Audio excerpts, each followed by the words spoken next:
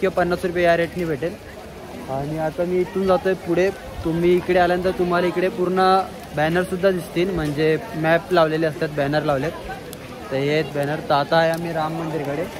आता इथून मी जाणार आहे माधवजी पॉईंटकडे। तो गार्डन आहे एक, माधवजी पॉईंट गार्डन आहे। तर मित्रांनो, तुम्ही राम मंदिरचे थोडं पुढे आल्यानंतर तुम्हाला इकडे मार्केटसुद्धा भेटेल।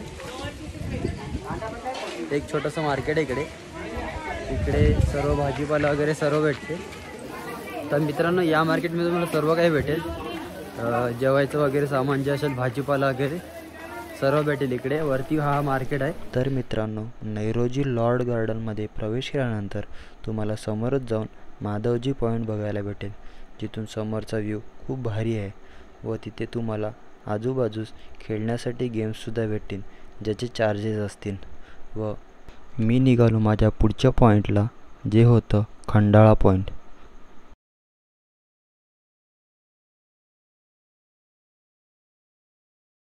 तर मित्रांनो, फायनली लॉर्ड्स पॉईंटवर मी आलेला आहे। लॉर्ड्स पॉईंटवर सुद्धा तुम्हाला खेळण्यासाठी गेम्स भेटतील। हे बघा, पूर्ण गेम्स आहेत खेळण्यासाठी। मित्रांनो, तुम्हाला हे पॉईंट्स बघायला भेटतील टेलिस्कोपनी। याच्यातले 2-3 पॉईंट समोरच आहेत, तुम्हाला 4-5 पॉईंट टेलिस्कोपने बघावे लागतील।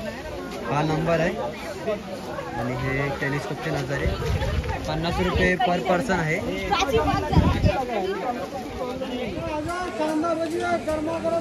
हाय मित्रांनो, मी आता आलेला आहे चार्लेट लेकवर आणि चार्लेट लेकवर खरोखर खूप गर्दी आहे। आणि तुम्ही जर व्ह्यू बघतील ना चार्लेट लेकचा, हा मी तुम्हाला व्ह्यू दाखवतो चार्लेट लेकचा।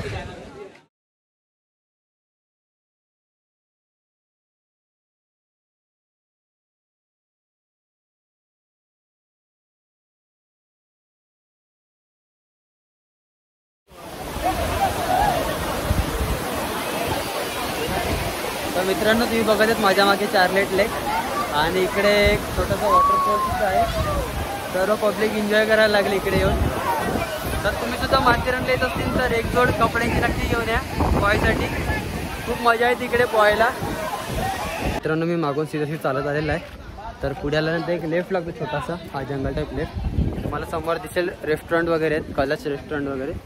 तर आपल्याला लेफ्टनी जायचं आतमध्ये।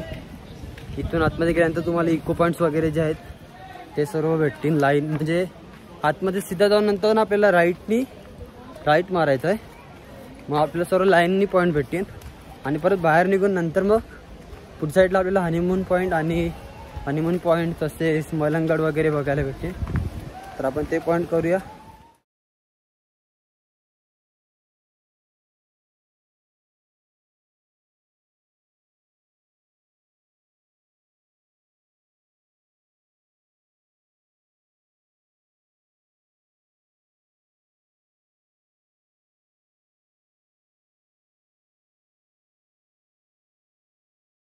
हाय मित्रांनो, मी किंग एडवर्ड पॉईंट इथून आलेलो आहे।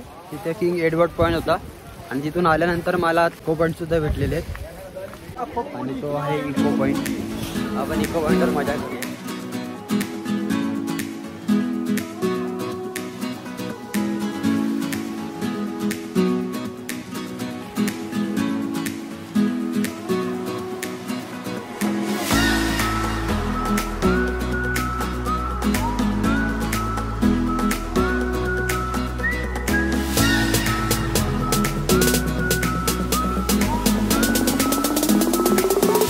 मित्रांनो, कॉलेज रेस्टॉरंटच्या इथून आपण लेफ्ट मारून परत मलंगडकडे चाललेले आहेत आणि सरळ मलंगड आहे। आणि आता इथून सर्व सरळ आहेत, सनसेट जो पॉईंट आहे तोपर्यंत सर्व सरळ आहेत। आणि त्यानंतर मग तिथून आपल्याला राईट मारून यायचं आहे, माथेरान हिल स्टेशनचं जे स्टेशन आहे तिकडे यायचं आहे।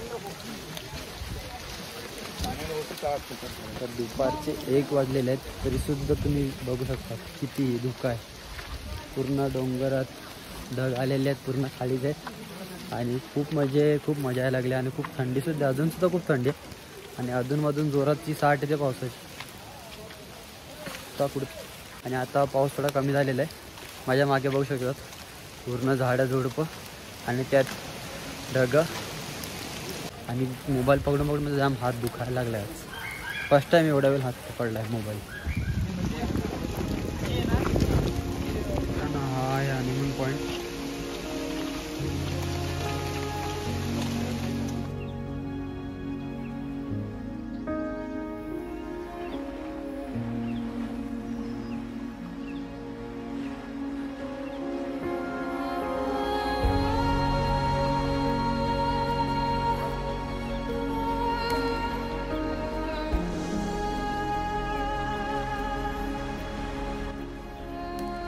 तर हाय मित्रांनो, मी इथून चालत आल्यानंतर ना मला हा बोर्ड दिसलेला आहे.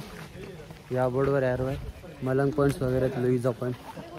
तर मी आता चाललो आहे मलंगगडला, म्हणजे मलंगगड पॉईंटला चाललो आहे आणि तिथून मग लुईजा.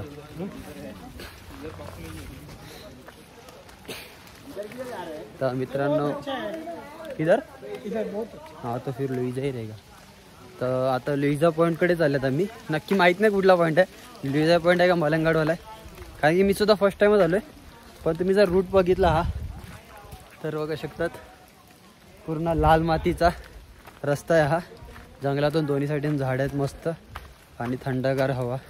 आधीमध्ये तो पाऊस येतो, मग हा रेनकोट घालायला लागतो मला, कारण की बॅगेत सामान आहे, चार्जर वगैरे. पण मोबाईल चार्जच नाही व्हायला लागला आहे आणि बॅटरी आता 20%च राहिले.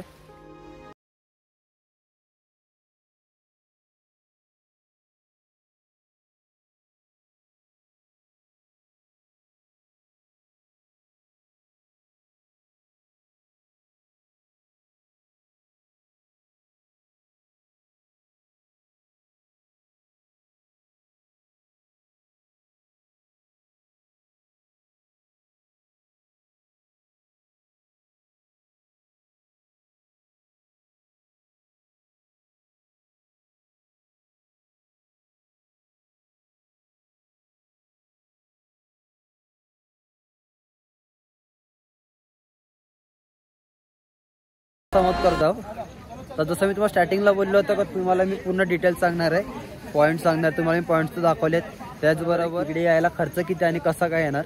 तर मी दादरवरून आलो आहे. तर दादरवरून जे आपल्याला जवळचं स्टेशन आहे ते नेरळ स्टेशन आहे जवळ दादरवरून. जर तुम्ही दुसरं कोणी येत असेल तर तुम्ही कल्याणवरून येऊ शकतात.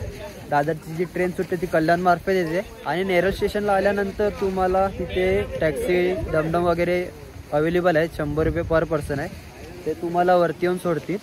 जिकडे कार पार्किंग वगैरे लावतात तसं जिकडे एंट्री फी आहे तिथे येऊन तुम्हाला सोडतील 100 रुपये. तिकडे एंट्री आहे 50 रुपये आहे, अडल्ट 50 आणि चिल्ड्रनसाठी 30 रुपये का 25 रुपये तिकीट आहे. ते थोडा खाण्याला पिण्याचा खर्च पण 200 रुपये तुम्हाला इकडे यायचा खर्च आहे एंट्री घेऊन.